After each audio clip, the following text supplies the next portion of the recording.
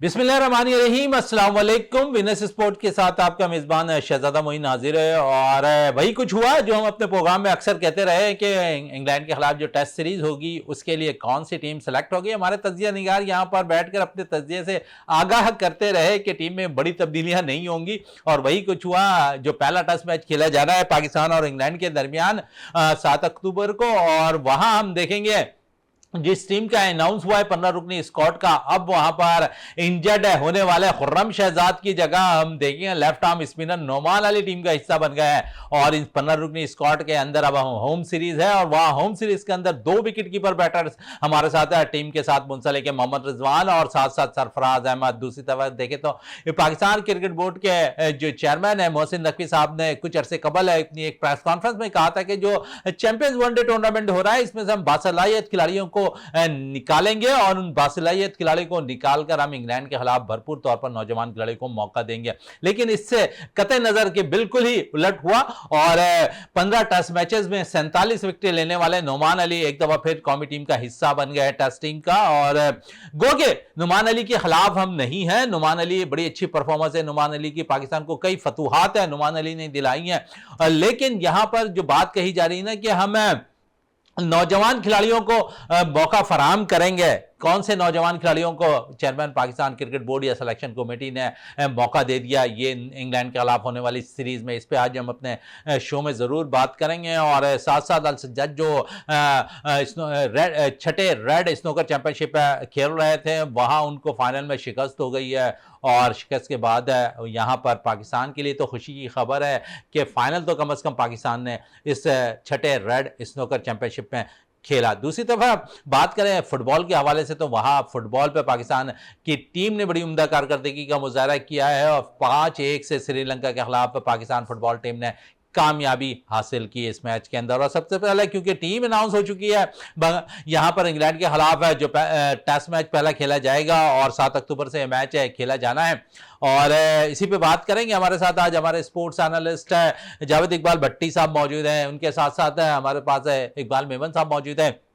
और ये वो दो शख्सियात है जो हमेशा यही इसी प्लेटफॉर्म पर बैठ कर और चीख चीख के यही कह रहे थे। मैं अक्सर इनसे जावेद इकबाल भट्टी साहब से जो है लड़ पड़ता था कि नहीं इस दफ़ा तो टीम आपको चेंज मिलेगी, नौजवान खिलाड़ियों पर मुश्तमिल होगी इंग्लैंड के खिलाफ है, और नौजवान खिलाड़ियों को मौका फराहम करेंगे। और मैं जावेद भट्टी से सिर्फ इस बात पर कह रहा था कि यहाँ पर मेहरान मुमताज़ को ज़रूर चांस मिलेगा, लेकिन शायद इस नौजवान खिलाड़ी के साथ एक दफ़ा फिर ज़्यादती की गई और एक दफ़ा फिर वो टीम का हिस्सा बनते हुए नहीं दिखाई दिए गए। उनकी जगह पर नोमान अली को टीम में शामिल कर लिया गया।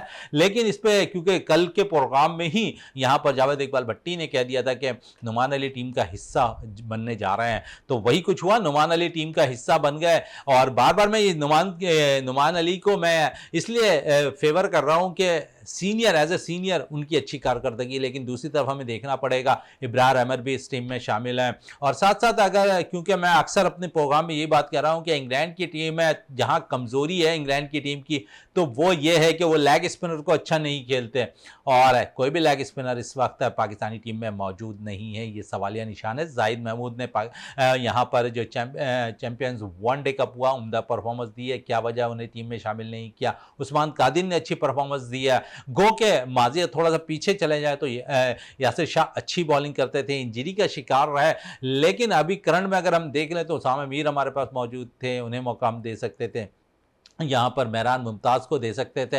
लेकिन शायद क्या वजह बनी कि पाकिस्तान सेलेक्टर ने एक दफ़ा फिर नोमान अली पे भरोसा किया है। उस पर जावेद इकबाल भट्टी की तरफ आता है। जावेद साहब इंग्लैंड की टीम अब आने वाली है, पहला टेस्ट मैच भी खेला जाएगा और पाकिस्तान टीम का अनाउंस भी हो गया है, और वही कुछ हुआ जो आप कह रहे थे इससे कबल है कि यहाँ पर जो है पाकिस्तान टीम के अंदर वही प्लेयर्स नज़र आएंगे, वही चेहरे नज़र आएंगे, और वही कुछ हुआ, ना ही कप्तान बदला, ना ही टीम के अंदर बड़ी तब्दीली हुई, ना ही नौजवान खिलाड़ियों को मौका मिला। आप क्या समझ एक टीम बैलेंस जो है अनाउंस की है पहला टेस्ट मैच के लिए, और जहां 2 विकेट कीपर बैटर्स भी हैं, हैरान कुन तौर पर सरफराज अहमद भी इस टीम का हिस्सा है। तो बहुत शुक्रिया भाई। देखें जिस तरीके से पाकिस्तान क्रिकेट बोर्ड ने ये टीम अनाउंस की है, हम आप यहाँ या इकबाल भाई हम यहाँ बैठ के यही हमेशा से बातें करते आ रहे थे कि भाई होना वही है, जो पोल है प्लेयर्स का उन्हीं प्लेयर्स ने खेलना है। ये है कि अनाउंसमेंट होती है, टीम जो आ रही होती है बाहर से जैसे इंग्लैंड आने वाली है तो हमने अनाउंस कर दी टीम। लेकिन ये है कि सिर्फ हमें ये तो बता के हमें जो है मुतमईन तो कर दिया जाता कि भाई आपने ये जो वनडे चैंपियनशिप कप चलाया था, आपका कहना यही था कि यहाँ से हम जो है टैलेंट निकालेंगे और यंग बच्चे जो नए उभरते हुए प्लेयर्स हैं उनको जो है हम कौमी टीम में लेकर आएंगे, हम दोबारा पाकिस्तान क्रिकेट टीम की वही शान शौकत को बहाल करेंगे। लेकिन ये हुआ इसका इस टीम में कम से कम उस टूर्नामेंट से ये हुआ है कि आपने बगैर खिलाए कामरान गुलाम को भी आपने जो है ड्रॉप कर दिया। देखें उसने अभी 2 सेंचुरियां की हैं इसी वनडे कप में, उसका भी राइट बनता था। और फिर देखें खुर्रम इंजर्ड फास्ट बॉलर, आपने रिप्लेसमेंट में उसके क्या लिया, आपने बिल्कुल नोमान अली को ले लिया है, लेफ्ट आर्म स्पिन बॉलर को ले लिया है। लेकिन कोई भी चीज जो है ना समझ में नहीं आ रही कि किस तरीके से क्रिकेट को जो है आप ऊपर लेकर जाएंगे, इस तरीके से लेकर जाएंगे। देखें अभी शान को जो है मुझे लग रहा है कि पाकिस्तान क्रिकेट बोर्ड और कोच ये चाहते हैं कि शान को एक ऐसा रिकॉर्ड दे दें जो आइंदा सदियों तक ना टूट सके। यानी आप चाह रहे हैं कि वो शान का कैरियर यही खत्म हो जाएगा। मोइन भाई करवाई यही रहे ना, देखें सबसे 5 टेस्ट मैच हारने का रिकॉर्ड तो आ गया, अब इंग्लैंड आ रही है। मकसद आया कि अब ये गिलेस्पी की सिफारिश पे बचे हैं, नहीं तो शान जो है जा रहे थे, चेंज हो रहे थे। लेकिन कोच की सिफारिश पे जो है आज भी शान जो है एज ए कप्तान जो है टीम में मौजूद है। उनके खिलाफ वही ना एक ऐसा रिकॉर्ड बनवाना चाह रहे हैं, मुझे लग ये रहा है कि वो जो है ना सालों साल चलता रहे, उसको कोई तोड़ ना सके। ये सारी चीजें पाकिस्तान क्रिकेट बोर्ड ने बैठ के अगर करनी थी तो भाई इतना ज्यादा जो आपने ये खर्चा वनडे कप पे किया, अब आप बताएं कि वनडे कप का क्या मुस्तकबिल था। आपने जिस मकसद के तहत वनडे कप खिलवाया, पूरे पाकिस्तान से 150 प्लेयर लेकर, मुझे बता दे उसमें से कितने लड़के हमारी कौमी टीम में आए तो वही जो पूल में शुरू से दिन से लड़के खेल रहे थे। और फिर सोने पे सुहागा आपने जो है अपना होम टूर रही है। भाई हमारे यहाँ टीम आ रही है, मेजबान है, हम कहीं जा नहीं रहे, पाकिस्तान आ रही है टीम में, हमने 2 विकेट कीपर रख दिए पाकिस्तान क्रिकेट टीम में। अब सरफराज अहमद को आपने क्रिकेट टीम में ठीक है नाम 18 में डाल दिया, आया कि सिर्फ वो 12वें प्लेयर की हैसियत से टीम में डाला है। भाई कीपर तो आपके पास मोहम्मद रिजवान है, रन कर रहा है, लेकिन पाकिस्तान ने पता नहीं कौन सी रोश अपना ली कि 2 विकेट कीपर, पहले तो कभी नहीं होता था कि 2 विकेट कीपर जो है वो टीम में अनाउंस किए जाए। क्रिकेट कीपर का कोई अगर मसला भी होता है तो अपने मुल्क में आप कहीं से भी रिप्लेस करके किसी भी लड़के को ला सकते हैं कीपर में, वो चाहे सरफराज अहमद हो, हारिस हो और कोई किसी भी कीपर को ला। लेकिन ये क्या मंतक है कि आपने जो है सरफराज अहमद को भी डाला हुआ है, मोहम्मद रिजवान को भी डाला हुआ है। और पाकिस्तान क्रिकेट जो है समझ में नहीं आ रही कैसे चल रही है, किस तरीके से अनाउंसमेंट हो रही है। मुझे यही लग रहा है कि ज्यादातर जो फोकस है ना अब जो है हम जो है वो चाहे रेड बॉल कोच हो या व्हाइट बॉल कोच हो, उनके मशवरों पे चल रहे हैं। और हमारे जो 3-4 सीनियर्स प्लेयर हैं वही बात वही है, हम कहते हैं कि नहीं जी प्लेयर पावर, भाई प्लेयर पावर आज भी सर चढ़कर जो है पाकिस्तान क्रिकेट में बोल रहा है, जिसकी जिंदा मिसाल जो है आज जो टीम अनाउंस आपने देखी है उसमें देख लें कोई भी एक भी प्लेयर नहीं है मोइन भाई। चले वो टीम में कोई भी प्लेयर नहीं है, लेकिन पाकिस्तान टीम ने इससे कबल बांग्लादेश के खिलाफ सीरीज में ये दावा किया था क्यूरेटर ने कि यहाँ पर 23 विकेटें बनाई जाएंगी, जिस बेस पे हमने देखा कि 4-4 फास्ट बॉलर खेल रहे थे। अब नुमान अली टीम में शामिल है, इकबाल मेमन साहब, 2 स्पिनर्स अब टीम में हो गए, इब्रार और नुमान दोनों ही खेलेंगे। और ऐसा लगता है कि पाकिस्तान इंग्लैंड के खिलाफ थोड़ी सी पिचेस में अब चेंजिंग करती हुई दिखाई देगी। ऐसा लगता है कि विकेट अब जो है स्पिनर को सूट करेगी। देखिए विकेट्स तो वैसी ही होंगी, कोई ज़्यादा फ़र्क नहीं होगा। और बाकी दोनों स्पिनर्स को खिलाते हैं या नहीं खिलाते वो उसका भी कोई कंफर्म नहीं है, क्योंकि वो तो मतलब है कि आखिरी 11 में हमें बाद में पता चलेगा कि वो खिलाते हैं या नहीं खिलाते। लेकिन सूरत हाल आपके सामने है, उनका इंटरेस्ट कोई भी नहीं है पीसीबी का कि पाकिस्तान जीते या हारे।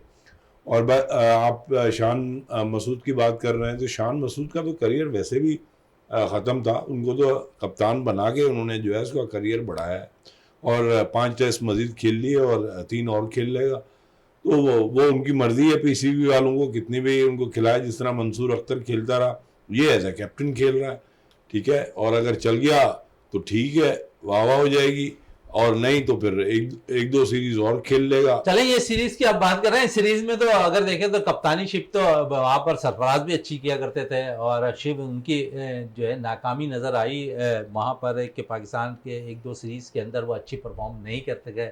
जहां उनकी कप्तानी गई वहां वो टीम से भी आउट हो गए। यहाँ तो बाबर आजम रन नहीं कर रहे टीम में मौजूद, यहाँ कप्तान बनकर शान मसूद रन नहीं कर रहे हैं, वो टीम के कप्तान बरकरार। मजीद एतमाद सेलेक्टर्स का, मजीद एतमाद हम देख रहे हैं कोच का उन पर नजर आ रहा है। तो ये पाकिस्तान में दोहरा म्यार क्यों है खिलाड़ियों के साथ? देखिए, खिलाड़ियों की वजह से इंतजामिया चल रही है, क्योंकि देखिए फैन फॉलोइंग पे चल रहा है। मगर अब मुझे तो ये समझ में नहीं आ रही कि शान मसूद की तो कोई इतनी खास जो है फैन फॉलोइंग भी नहीं है, लेकिन पावर पॉलिटिक्स जिस पे अभी जावेद साहब ने भी जिक्र किया कि जो है खिलाड़ी ज़्यादा पावरफुल हो गए और उनकी सिफारिशें ज़्यादा हैं और पर्चियाँ ज़्यादा स्ट्रॉन्ग हैं। इसी वजह से आपने देखा कि घूम फिर के वही खिलाड़ी आ रहे हैं, और मतलब है कि आप 16 इनिंग्स में 330 रन बना के 20 के एवरेज के साथ वो मुस्तकिल खेले जा रहे हैं, और बाबर को दोबारा वो लेके आ गए। तो वो अब उनकी मर्जी है, जो चाहे वो उनके साथ क्रिकेट के साथ करें, क्योंकि अब तो क्या ये है कि हम सिर्फ बातें ही कर सकते हैं, वो अपनी मर्जी करेंगे। और जो उन्होंने कहा था कि भाई हम जो है ये जो कप करवा रहे हैं चैंपियंस कप, इसमें से बहुत सारे खिलाड़ी जो है हम उभरते हुए खिलाड़ी, उनको हम मौका देंगे। लेकिन आप देखें कि जब ये चैंपियंस कप हुआ था तो बहुत सारे अच्छे खिलाड़ी, 7-8 खिलाड़ियों को इन्होंने इंजरी लिस्ट पे डाल के और उनको वो कप ही नहीं खिलाया। तो इस वजह से आप देखेंगे कि ये भी जो टेस्ट मैचेस हैं इनमें यही खिलाड़ी खेलेंगे जिनके इन्होंने नाम दे दिए हैं, इनकी पर्चियां तगड़ी हैं। ये उसी तरह है जिस तरह हमारी सियासी कैबिनेट बनती है ना, MNAs और MPs, तो ये इस तरह ही है भाई, ये बड़ी तगड़ी सोर्स है इनकी। जैसे हमारी टीम वर्ल्ड कप खेलने गई थी जी जी, तो हमारे चीफ जो है मोहसिन नकवी साहब, तो इन्होंने कहा था आप जो है 1 महीना जो है तनकीद करना छोड़ दें क्रिकेट टीम पे, तो आपको टीम रिजल्ट देगी। वो भी रिजल्ट नहीं मिले। अब इन्होंने ये टीम जो अनाउंस की है, इसमें भी कोई ऐसा बयान आ जाएगा कि भाई इस पे जो है आप तनकीद ना करें, ये आपको बहुत अच्छा रिजल्ट देने जा रही है। रिजल्ट तो आ रहा है ना, कप्तान के नाम तो रिजल्ट आ रहा है, वो रिकॉर्ड आ रहे हैं भाई, रिजल्ट नहीं आ रहा। हाँ, मतलब है कि Guinness book of world record में तो आ ही चुका है, और मजीद जो है उसमें 3 टेस्ट का इजाफा हो जाएगा। आप समझ रहे हैं कि पाकिस्तान परफॉर्म नहीं करेगा इंग्लैंड के खिलाफ? आपने पहले से ये कह दिया कि तीनों मैचेस में जो है नाकामी शान मसूद के मुश्किल ही लग रहा है, बहुत मुश्किल लग रहा है, क्योंकि देखें जब आप बांग्लादेश जैसी 3rd रेट टीम जो है उससे आप हार गए, तो इसका मतलब है आप तो फिर 4th रेट पे चले गए ना। और अभी जो टीम आ रही है वो तो टॉप रेट की टीम है। ऑस्ट्रेलिया, इंडिया के बाद इंग्लैंड और न्यूजीलैंड आती है, तो आप कहाँ से उनसे जीतेंगे? बाकी ये कि अगर कहीं अपसेट हो जाता है, आपका मिस्ट्री स्पिनर चल जाता है, तो वो एक अलग चीज़ है, लेकिन ये कि मुझे तो उम्मीद नहीं है। लेकिन इकबाल भाई देखें, इस दफ़ा जो इंग्लैंड की टीम आ रही है ना, पाकिस्तानी टीम ने जितने नशेब फराज देख लिए, वो बांग्लादेश का टूर हो या वर्ल्ड कप हो, और मुझे ये लग रहा है इस दफ़ा जो है ना प्लेयर्स, कम अज़ कम प्लेयर, ये इनफरादी जो परफॉर्मेंस इनकी होगी वो बहुत अच्छी होगी, क्योंकि उन्हें भी पता है कि हमारी जो फैन फॉलोइंग कहाँ थी और अब कहाँ रेटिंग कर रहे हैं। और ना ही हमारे ICC में कहीं जो है ऊपर लड़के नज़र आ रहे हैं, वो चाहे वनडे हो, T20 हो, टेस्ट हो। और इस दफ़ा देखिएगा कि इंग्लैंड को जो है पाकिस्तान टीम टफ टाइम देगी, और कम अज़ कम मुझे लग रहा यह है कि सीरीज जो है इस दफ़ा इंग्लैंड को क्लीन स्वीप नहीं करने देंगे। नहीं, मतलब इसका मतलब है कि आप ये कह रहे हैं कि वो आपके जो है ना खिलाड़ियों के कैचेस ड्रॉप करेंगे और फिर आपके खिलाड़ी खेलेंगे। भाई देखें, मैं आपको एक बात बता रहा हूँ, वो टीम जो है बहुत तगड़ी है, और वो जब से ये बाजबल स्टाइल में खेल रहे हैं, स्टोक्स के अंडर में चले, स्टोक्स तो इंजर्ड भी हैं, लेकिन ये स्टोक ही आ रहे हैं, लेकिन ये कि जो स्टाइल उनका खेलने का है, और जो लास्ट टाइम भी आए थे, तो वो तो आपको रगड़ देंगे। और जिस तरह का अगर आपने परफॉर्मेंस नहीं दी तो आप इनिंग डिफीट से जाएंगे। और मैं आपको ये बता दूं कि अब आजकल अडॉप्टेशन बहुत जल्दी होती है। जावेद साहब, आप जो बातें कर रहे हैं ना, वो बातें कर रहे हैं 80s की, 90s की, 2000 तक की। अब जो है टीमें दूसरे मुल्कों में जाके जीत जाती हैं, ऑस्ट्रेलिया और इंडिया में जाके जीत जाती है, इंग्लैंड इंडिया में जाके जीत जाती है, पाकिस्तान उनके लिए कौन सी बड़ी बात है। इकबाल भाई लास्ट टाइम जब इंग्लैंड आई थी हमें क्लीन स्वीप करके गई थी, तो हमें जब तक ये बेसबॉल का था पता ही नहीं था हमारे क्रिकेट वालों को, ना हमारे बोर्ड को पता था ना हमारे कोच को पता था। अब कम से कम जो है गिलेस्पी है उसे ये अच्छी तरह मालूम है कि ये जो इंग्लैंड की टीम है बेसबॉल स्टाइल में जब खेलती है तो हो सकता है गिलेस्पी ने जो है इसके लिए पूरा प्लान मुरतब किया हो कि किस तरीके से। देखें, हमें अगर जो फायदा होगा तो अगर वो बेसबॉल क्रिकेट खेलते हैं तो ही हमें फायदा होगा, अगर वो टेस्ट क्रिकेट खेलते हैं तो फिर वो हमसे तगड़े। कम से कम बेसबॉल में ये तो होगा कि हमें जो विकेट मिलने के जो है चांस तो नजर आएंगे। और जिस तरीके नुमान अली को इन्होंने इन किया, माशाल्लाह 38 साल के होंगे नुमान अली, और वो तनहा भी आपको पता है कि उन्होंने कई मैचेस जितवाए हैं। अब ये है कि उन्होंने इस टूर में उसको शामिल किया।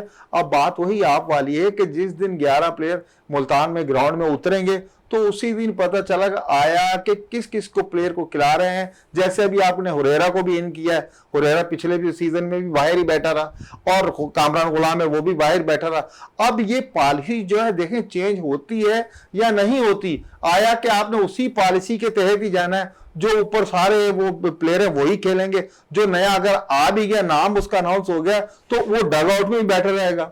देखिए ये जो आप बात कर रहे हैं ना जावेद साहब, मेरा ख्याल है कि आपके जहन में इंडिया का टूर है इंग्लैंड का लास्ट वाला, जिसमें जो है एक आधा टेस्ट जो है वो जब वो हार गए थे और इसी बाज़ स्टाइल में खेलते हुए वो आउट हो गए थे। लेकिन ये कि यहाँ पाकिस्तान की टीम है, एक तो आपके स्पिनर इतने एक्स्ट्रा ऑर्डिनरी नहीं है, दूसरे आपके कैचर इतने एक्स्ट्रा ऑर्डिनरी नहीं है, ओवरऑल आपकी टीम जो है टोटली मीडियोकर है। अगर आपकी टीम अपसेट करने में कामयाब हो जाती है वो एक अलग चीज़ है, वरना जो है टोटली आपकी मीडियोकर टीम है। मैं आपको बता रहा हूँ एवरेज टीम है, और इससे सिर्फ आप उम्मीद ये रख सकते हैं कि कोई अपसेट हो जाए, वो कैचेस ड्रॉप कर दें। और इकबाल साहब कह रहे हैं कि अपसेट हो जाए। जावेद साहब की तरफ आते हैं। जावेद साहब, अब तो इस टीम के हवाले से साबका चीफ सेलेक्टर्स भी हारून रशीद साहब कहते हैं कि जो पहले हमने अंडर 19 टूर्नामेंट करा रहे थे वो हमने बंद कर दिया, फिर हम देखें तो हमने रेड बॉल की तरफ तवज्जो देनी चाहिए थी, हमने यहाँ पर अब वाइट बॉल टूर्नामेंट करा दिया,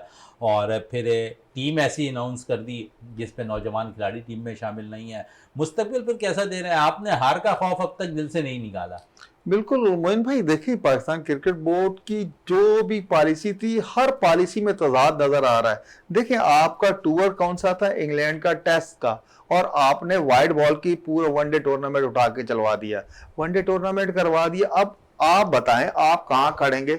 आपके तजाद इतना ज्यादा है। अब जो हम सवाल करेंगे या कोई भी सवाल करता है तो आप उसे कैसे मुतमईन करेंगे? फिर इस टूर्नामेंट की अहमियत का अंदाजा आप इस बात से लगाएं कि अब जैसे ही है जो फाइनल फोर में टीमें आ गई हैं, आपने जो मैन प्लेयर्स थे उनको आराम देने के लिए कह दिया कि वो ये मैचेस नहीं खेलेंगे, जो नए लड़के हैं वो खेलेंगे। यार इतना बड़ा आपने टूर्नामेंट चलाया, और जब आगे के फाइनल्स अब होने जा रहे हैं, पहला क्वालिफाई हो भी गया, तो अब जो है पब्लिक जो फैसलाबाद की शुरू दिन से स्टेडियम आ रही थी इन प्लेयर्स को देखने के लिए, आप इनसे ये जो आखिरी के 3 मैचेस हैं आपने प्लेयर्स को रिलीज करा ली थी, आराम कर रहे हैं। यार हर बात में तजाद, हर बात में तजाद। ऐसा नहीं होता, इन्हीं प्लेयर्स को कम से कम आपको पता तो चल जाता आपके प्लेयर कहाँ खड़े। अभी हम बाबर पे भी बात कर रहे हैं, बैट्समैनों पे तो हमने बात कर ली। आप ये बताएं कि शहनशाह अफरीदी जो है वो आपको कितनी विकेटें पिछले सीरीज में लेकर दी उसने?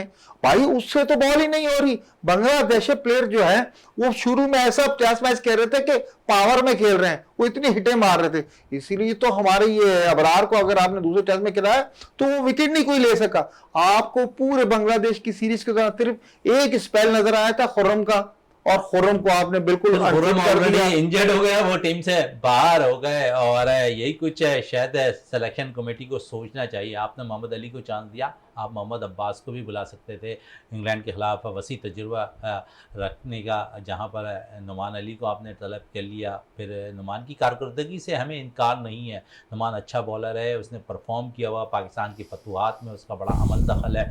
आपने अच्छी चीज़ की कि नुमान को बुलाया। हम भी यही कह रहे थे कि आप उसके साथ किसी जूनियर बॉलर को लगाएं ताकि आपके पास ग्रूम होता रहे नौजवान खिलाड़ी।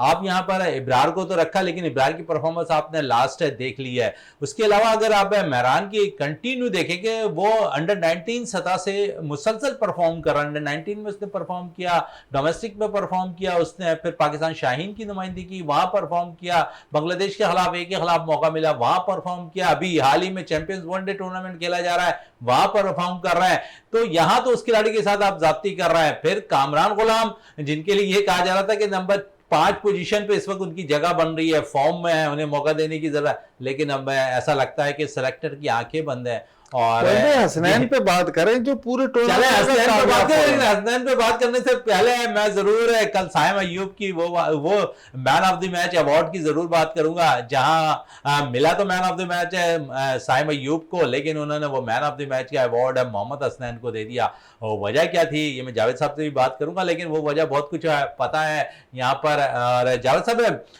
कल के मैच, और आपने हसनैन की बात की, अच्छा परफॉर्म कर रहा था, हम ये कह रहे थे कल के प्रोग्राम में भी बैठकर कि 145 से 150 की रफ्तार से वो बॉल करने वाला बॉलर्स है, उसे मौका मिलना चाहिए। और फिर इस वक्त वो फिट है और मुकम्मल फिट होकर वो बॉल कर सकता है, लेकिन हमने देखा कि यहाँ वो ड्रॉप कर दिए गए।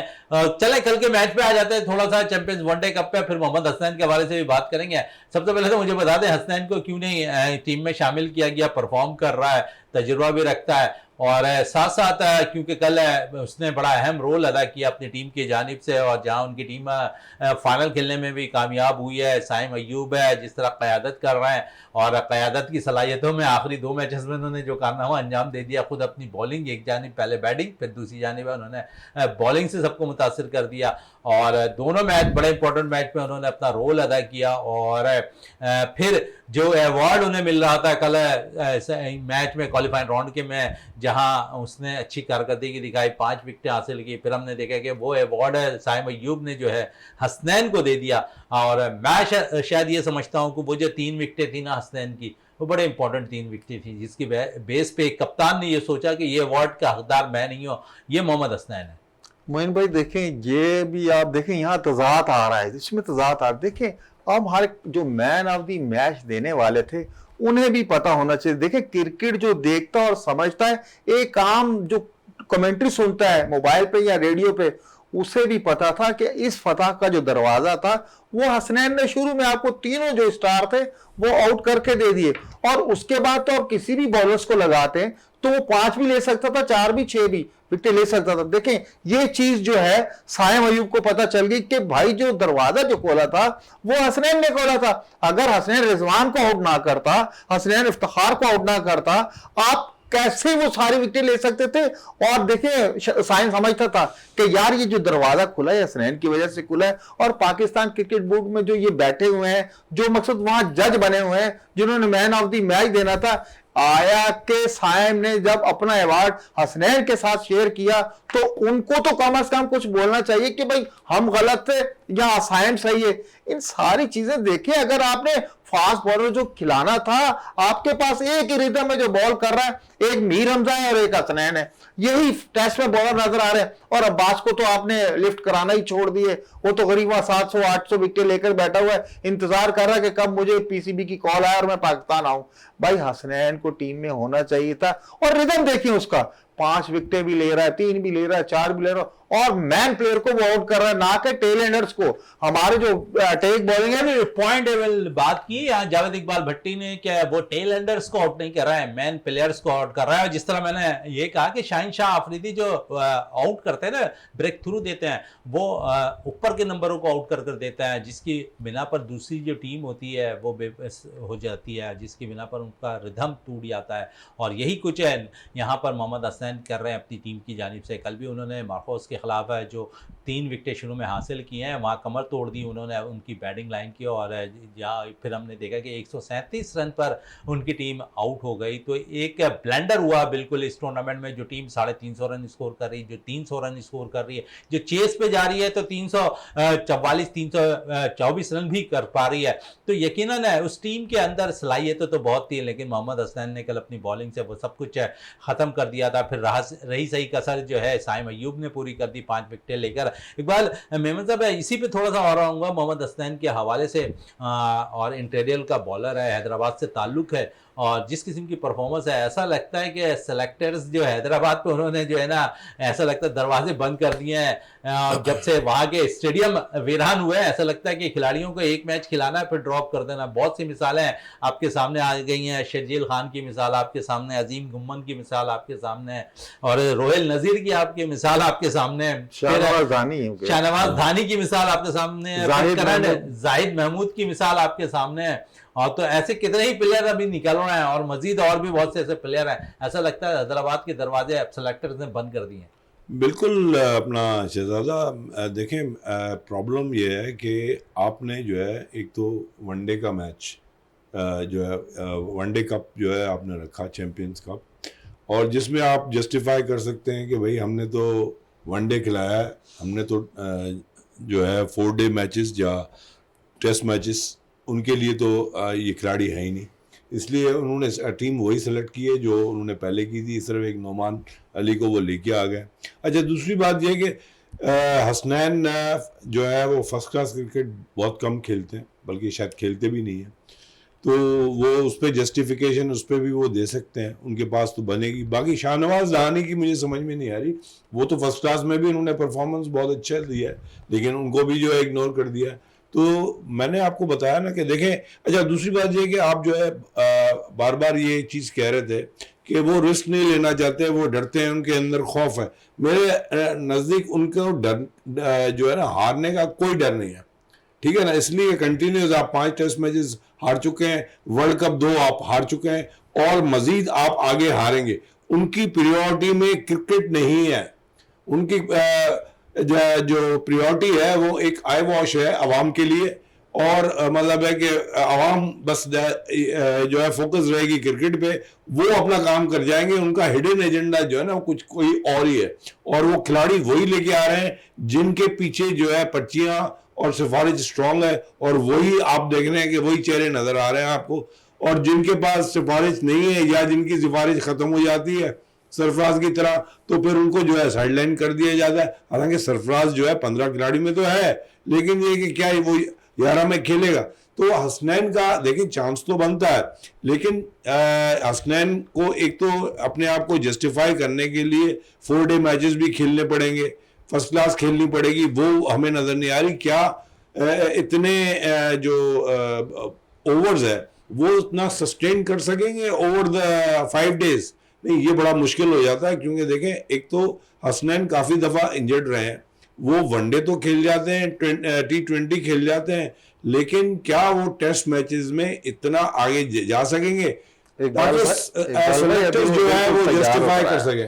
अब हसनैन जो है बिल्कुल तैयार होकर आया, उन्हें सारी रिकवरी कर ली है, और हसनैन ने खुद भी कहा था कि मैं पाकिस्तान क्रिकेट बोर्ड अगर मुझे टेस्ट क्रिकेट में अगर कॉल करता है तो मैं हाजिर हूँ, और मैं सबसे ज़्यादा अहमियत जो है टेस्ट क्रिकेट को देता हूँ।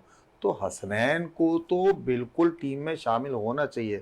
अगर वही आप वाली बात है, अगर हम जीत के लिए जाएंगे तो हमें जीतने वाले प्लेयर जो हैं वो टीम में इन करने होंगे, ना कि आपके जो अरबाब इख्तियार बैठे हुए जिस तरीके से आप कह रहे हैं, उन्होंने वैसे ही अगर टीम सेलेक्ट करनी है, और जिस तरीके से बांग्लादेश के खिलाफ हमारा हाल हुआ है, तो आगे ही ऐसे चलती जाएगी। आपके पास तो कोई प्लान ही नहीं है टीम को। जिस तरह हम सोच रहे हैं ना कि हम जो है किसी टीम से खेल के जीतें, हमारे नज़दीक तो वो जीत है ना, लेकिन उनके लिए जीत वही है कि जो है कि उनके अपने खिलाड़ी खेलते रहें, उनके लिए वो जीत है। और इसी वजह से आप देख रहे हैं कि शक्लें चेंज नहीं हो रही, बस एक आधा जो है चेंजेस वो लेके आए हैं, और यही खिलाड़ी खेलते रहेंगे। और आप देखेंगे चैंपियंस ट्रॉफी तक जब तक कोई ड्रास्टिक चेंज नहीं आता, पीसीबी में भी सेलेक्टर्स में भी, तब जाके कोई खिलाड़ियों में कोई चेंज आएगा। खिलाड़ियों में चेंज आता हुआ कम दिखाई देता हुआ नजर आ रहा है, लेकिन परफॉर्मेंस तो वो दे रहे हैं। परफॉर्मेंस अगर देखें तो यहाँ पर इमाम उल हक भी दे रहे हैं, और इमाम उल हक का क्या कैरियर टेस्ट मैचेस से खत्म हो गया, ये जावेद इकबाल भट्टी से जरूर पूछें। जावेद साहब फिट खिलाड़ियों की बात करते हैं, और टेस्ट मैचेस में अगर देखें तो इमाम उल हक की जगह बनती है एज ए ओपनर। आप इमाम उल हक को भी साइड लाइन कर दिया आपने। मोइन भाई देखें ना, यही सारी अजंबे की बातें हैं जो ये नई नई चीज़ें हो रही हैं। आप देखें अब्दुल्ला शफीक ने लास्ट सीरीज़ भी आपने खिलाई, पूरा ये वनडे का भी तकरीबन खेल लिया। उसके बैट से रन्स नहीं निकल रहा है, उस लड़का फंस के खेल रहा है, बैट पैच की तरफ जा रहा है वो। और आपके पास एक सीनियर है इमामुल हक की सूरत में और टेस्ट प्लेयर है, आप उसकी टेक्निक देखें जब वो विकेट पे स्टे करता है, चाहे वो 50 रन करे पूरे दिन में, लेकिन उसके साथ टेस्ट मैचेस के लिए टेम्परामेंट चाहिए होता है, वो उसके टेम्परामेंट अंदर मौजूद चाहिए, है। जो टेक्निक चाहिए वो इमामुल हक के पास मौजूद है।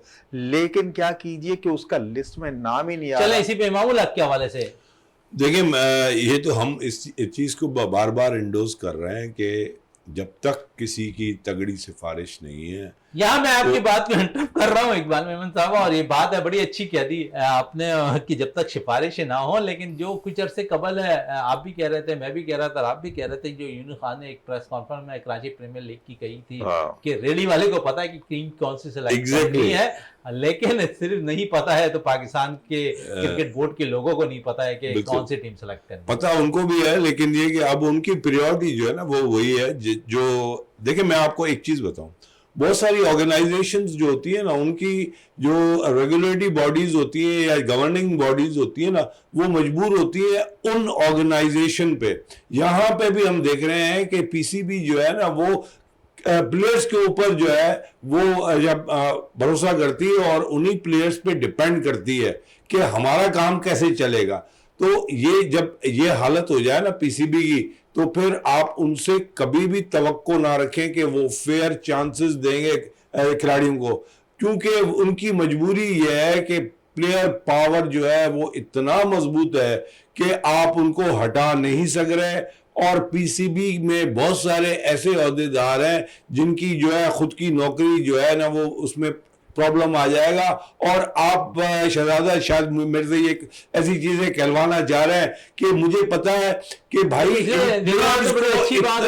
मजबूत है, इनका जो है ना इतनी मजबूत प्लेयर पॉलिटिक्स है, आप कह रहे थे इनके एजेंट जो है वो बहुत ज्यादा मजबूत है। पीछे किसी का चचा, किसी का ताया, किसी का वालिद साहब पीछे जो है। कल्चर को खत्म होना चाहिए, सिर्फ पाकिस्तान को बेस रखना चाहिए और पाकिस्तान की टीम बनानी चाहिए जो दूसरे मुल्क के खिलाफ जब ग्राउंड में उतरे तो कामयाबी हासिल करे। इकबाल मेमन साहब आपका बहुत बहुत शुक्रिया, जावेद इकबाल भट्टी साहब आपका बहुत बहुत शुक्रिया। प्रोग्राम का अख्ताम करते हैं इस दुआ के साथ कि पाकिस्तान में खेल और खिलाड़ी तरक्की करते रहें और पाकिस्तान का सबसे लाली परचम दुनिया भर में रोशन रहे। इसी के साथ अपने मेज़बान शहजादा मोइन को इजाज़त दें। पाकिस्तान जिंदाबाद।